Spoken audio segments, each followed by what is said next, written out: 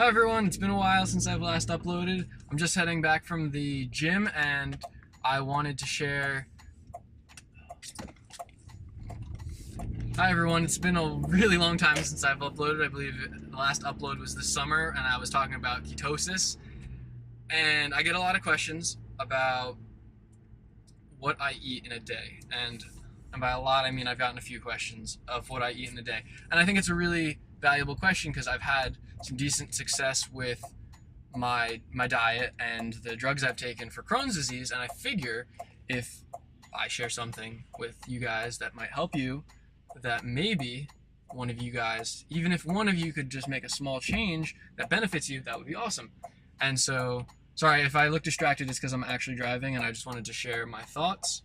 And so basically I'm going to share what I eat in a day as the main meals, and then follow that up with the snacks and kind of intersperse that with the different reasons why I eat the things I do. So my morning routine is I wake up and I make 4 scrambled eggs and have a little bit of butter in them to lubricate the pan and also add a little fat in my diet.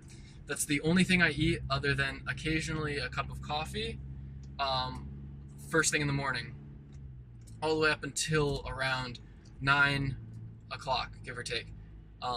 So there's almost no sugars in that. There's just the coffee with a little bit of stevia plus a plate of 4 eggs with a little bit of butter. Then I break my breakfast to lunch fast with some coffee at 9 o'clock to get kind of the brain going. I usually get to work at 8:30, so giving myself about half an hour before I have a full cup of coffee is usually a good idea in my mind to kind of just let the cobwebs get out on their own, and then I kind of add a little bit of caffeine in there to facilitate things, and that's usually when everybody else shows up, so that's a perfect time to get coffee with everyone else. Then I continue the day. I have lunch. Lunch is always, or almost always, in the last month and a half, it's been leftovers from the night before.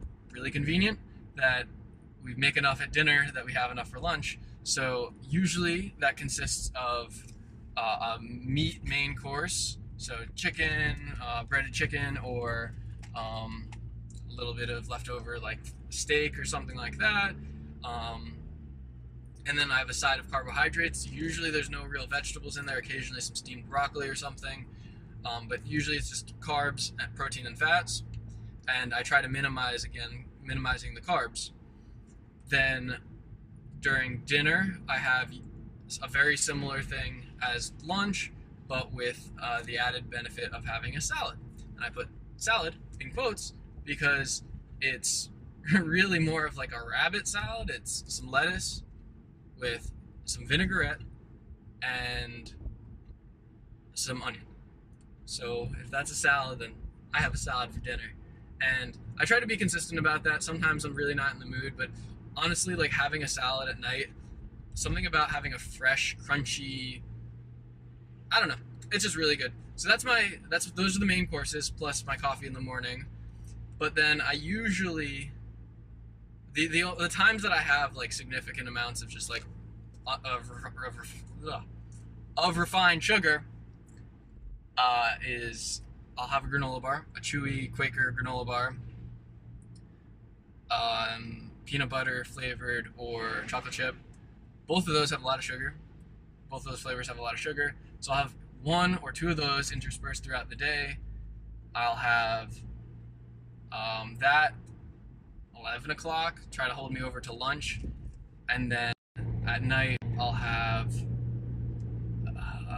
a muffin or cupcake. Mom just makes such good desserts that I can't resist. If she made less of them, I wouldn't feel compelled to eat them. Not calling you out, Mom, just you make such good food. But that being said, she makes them really healthy, so they don't really have as much sugar as like one I'd buy at a store. So that's really great. And I'm in a position, so you guys can't necessarily duplicate this perfectly, just in terms of time constraints, life constraints, financial constraints, to do the same thing. But this is what works for me, and maybe it'll work for you. Now, just a quick note on the methodology behind all of what I'm eating is I try to minimize refined carbohydrates to a great extent because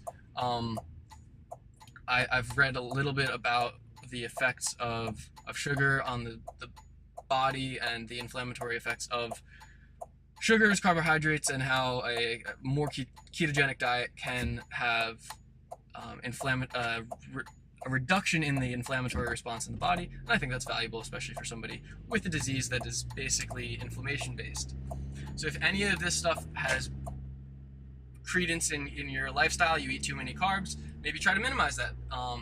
Since it's worked for me, it might work for you. And maybe if you eat just throughout the day, or you fast, or change it up, try something. This has been developed for me. It works for me. I feel good throughout the day. I usually have enough energy. Sometimes I get a little cranky, so that's when I'll have like granola bar or whatever. I feel a little foggy, but like, yeah, I think for somebody who has a dietary kind of chronic illness, other than like harsh drugs, why not experiment? Like, it's not diabetes where we have a ton of well researched cause and effect.